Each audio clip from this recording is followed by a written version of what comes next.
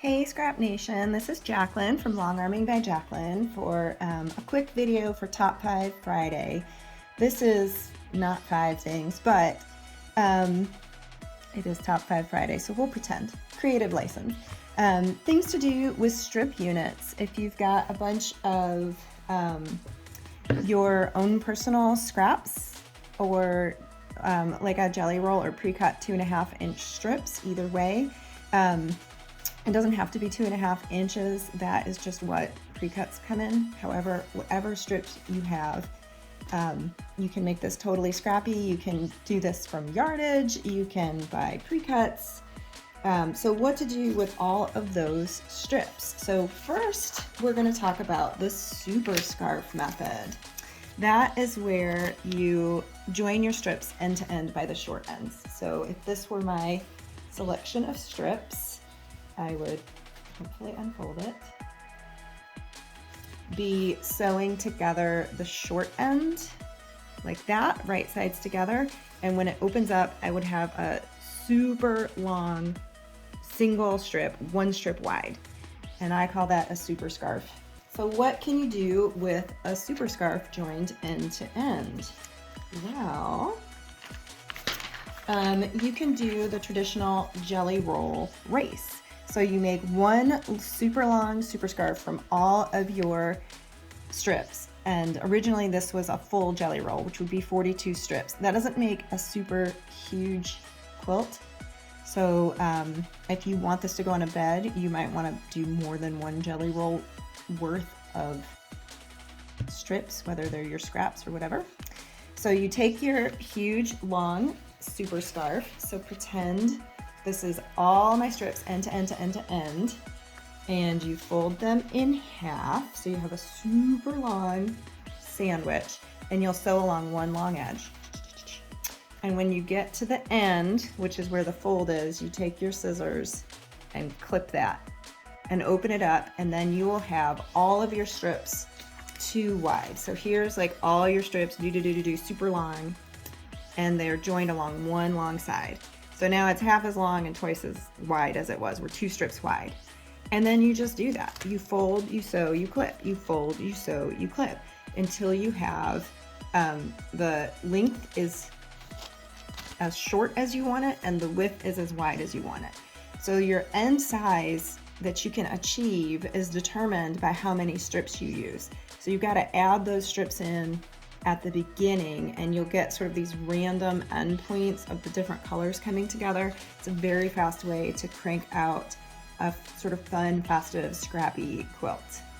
No really measuring, just get your strips, sew them all together, and then just keep cutting in half, fold it, sew it, cut it in half. So you would be folding this way from, oops, can I get back some? From this end to this end, and then sew along that side, and then clip the fold, and then this would be like over here. That's jelly roll race. You don't have to do it with a jelly roll, you can do it with your own. The next thing is the crazy cabin. So first you make your super long super scarf, and these can be in different widths actually, and these can be, each strip should be the same width, but they don't even have to be parallel. If your strips are this side and this side are like at an angle, so it's kind of a big long wedge, that will actually work. As long as at the seam it matches, it'll be crazy, but it'll kind of be cool. So you start with a center.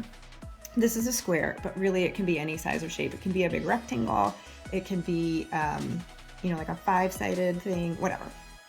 So you'll go to the first edge, you'll sew, press that open, and cut even with the next edge, nice and flat.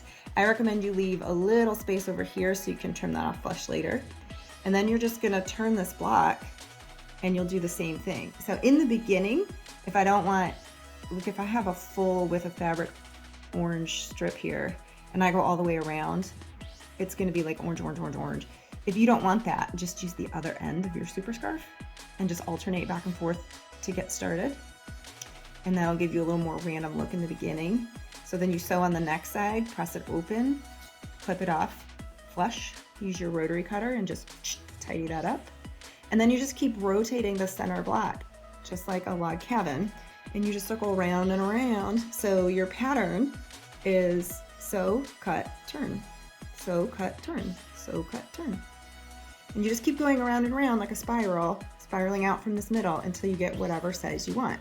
If you vary the width of these strips, say you get to an end point, you don't have much left, and you start with a different width strip going around, you will end up with, it will change the ratio. So if you start with a square and all your strips are the same width, you'll pretty much end up with a square.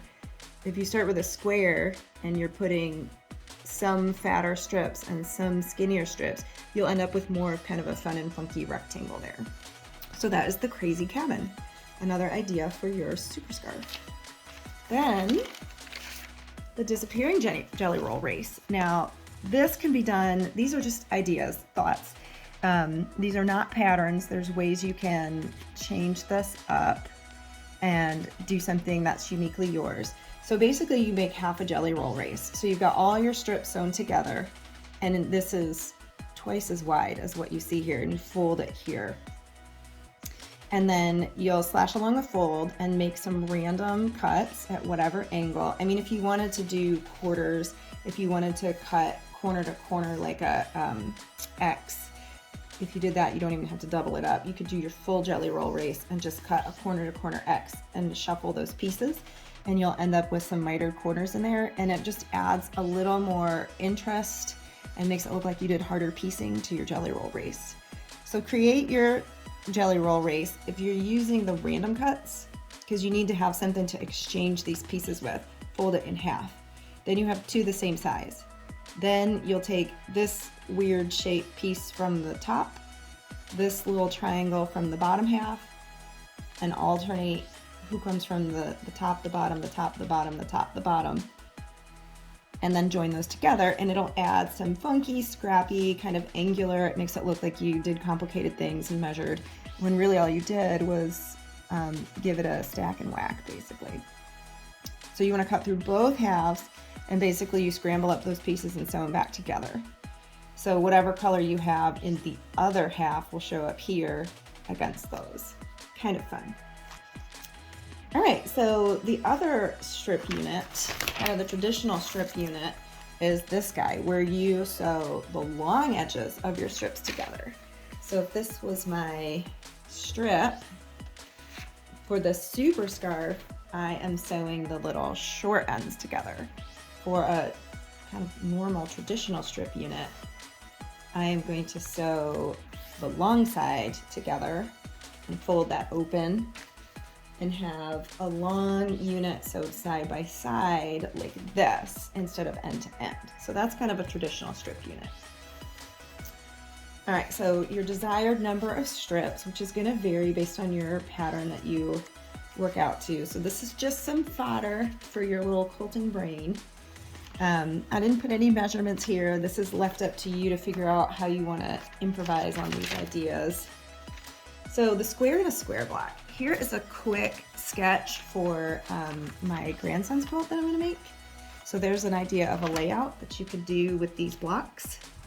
So basically you take your strip unit and you will be cutting 45-degree cuts. So this little end triangle is going to go back in your scrap bin for something else, in this little end triangle. And depending on how wide your strip units are, these don't have to even be even size as each other. And honestly, if you want it really wild, you could do, these wouldn't even have to be like straight strips. If the two sides of the strip aren't parallel, it makes like a long skinny wedge.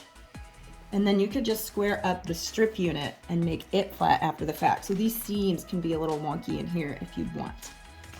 And then you cut your 45s from edge to edge, and then you'll have these units, which in this case has like the navy strip at the point, and then you'll have these units where you have the navy strip sort of at the base of the triangle.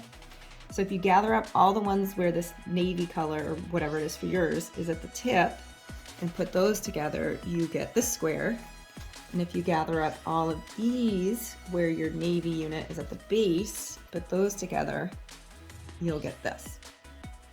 So depending on how wide your strips are, your full strip unit, if it's long and skinny, you'll get more triangles out of it. You'll get more complete squares out of a single strip unit, and they'll be smaller.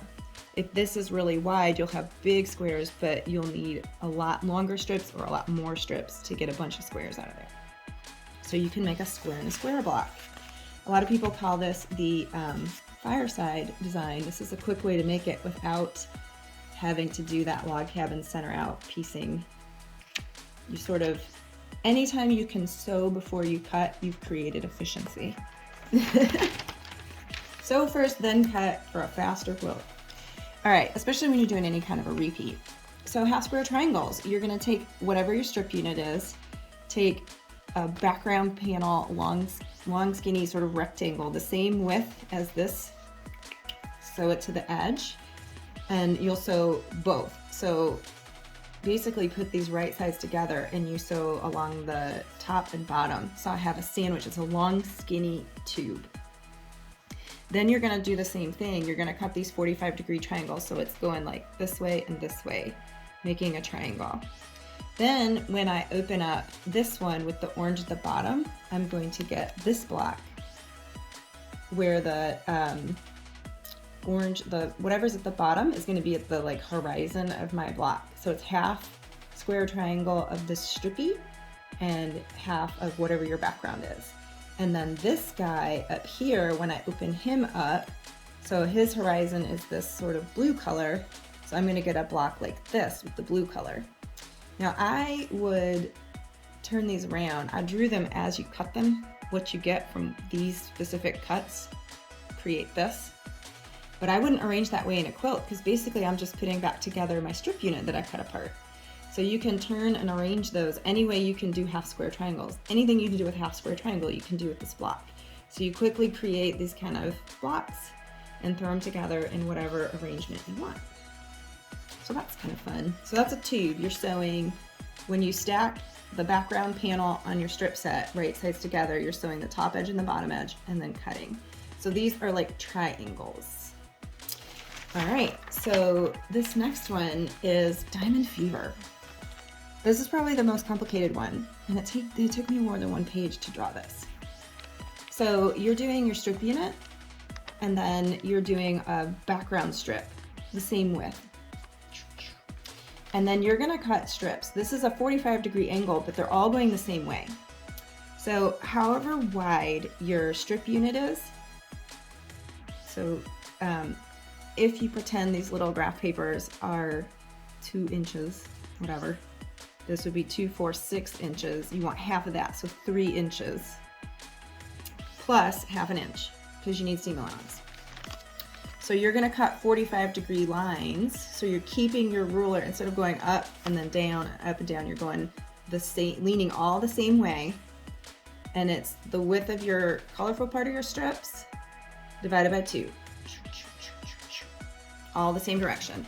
And then do another unit with different colors. So you want all 4, I mean, it could be more than 4, but at least 4 of your strip units. You want to mix up those colors in there, and for sure do not repeat the center color. So you're cutting 2 going this way, where the lines are sort of leaning to the right. And then you'll cut 2 going the other way, where your lines lean to the left. So you can see these and these are opposite.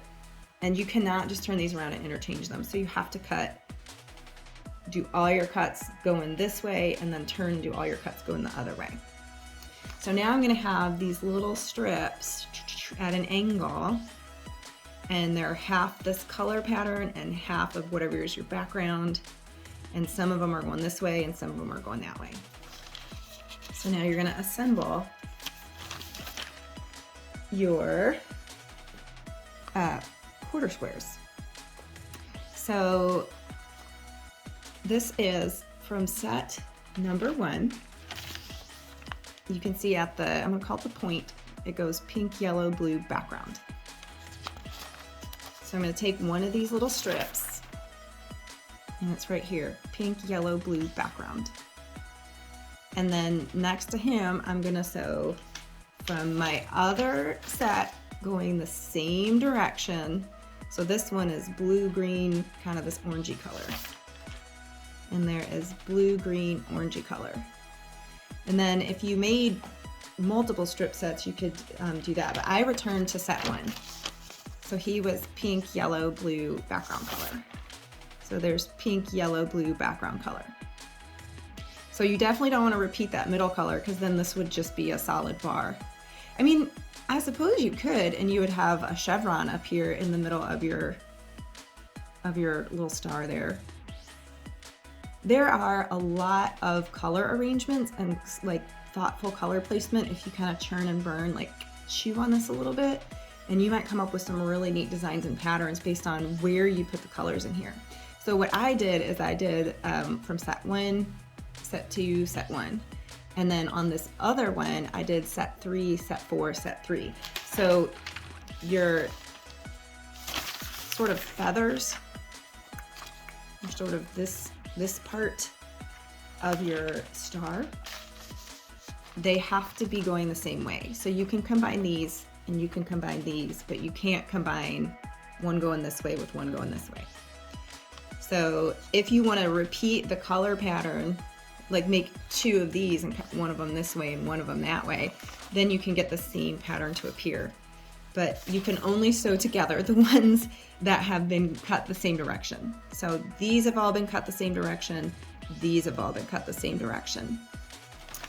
So once you get these 3 sewn together, you're going to make some studding squares, and it depends on your strip size and your finished unit size. So you have a square here, and these are the same size. So this is a square. Oversize it a little bit, cut it in half along the diagonal, and then you'll sew this seam and you'll sew this seam. That's how you avoid partial seams. It would kind of be neat if these squares were maybe not the background color. You could make this the same color as this, but not these, or this the same color as the background, but not those. I mean, you can play with all kinds of ideas for how to zhuzh up the field of the star. So then I've got this, these are 2 different sizes of setting triangles sewn to sort of my little diamond situation here. So now I've got a half complete and a half complete. It's just one long straight continuous seam to join these 2 halves into a big quarter block. And what I did in my color pattern is on one of these I did 1 2 1, on the next one I did 2 1 2. So I just sort of alternated to make it more scrappy. So you're going to make 4, and depending on how many strip units you did and how scrappy you made it, and if you want it like an intentional color placement where you thought this out, whatever, be creative. There's what you end up with. So here is a 1 2 1, and then on this next unit I did a 2 1 2, and I did the same thing on this color group. That's a 3 4 3, and then there's a 4 3 4. And so you can quickly make this big sort of a Lone Star vibe. And it looks like you pieced all those little diagonals, and it looks like you did all kind of maybe partial seams in there, but really you just knew how to use strip units. So if I wanted, maybe I could make this, instead of my regular field color, maybe I could make this like a color if I wanted. So it looks like there's a square at the end. Kind of anything you want. Could give it a little more interest. So get out your colored pencils, get out your graph paper, and play with some color combinations and design ideas and what the placement of your colors in your strip do to the placement of the colors in your star, and see if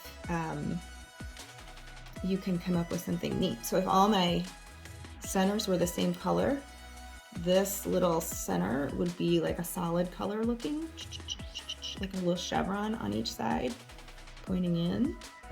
Maybe you do like all sort of different shades of green around the outside, and then different shades of, let's pretend it's a Christmas quilt, you know, red and then silver or something. Totally scrappy, which this arrangement I did mostly all different colors. you can see I repeated, there's yellow in 2 different strip sets, but they're in different positions. Whatever's on the outside, which is this one against the white, or against the background, those will eventually touch each other. Whatever's at the point, which is this stripe, will eventually touch each other, and whatever's in the middle will eventually touch each other.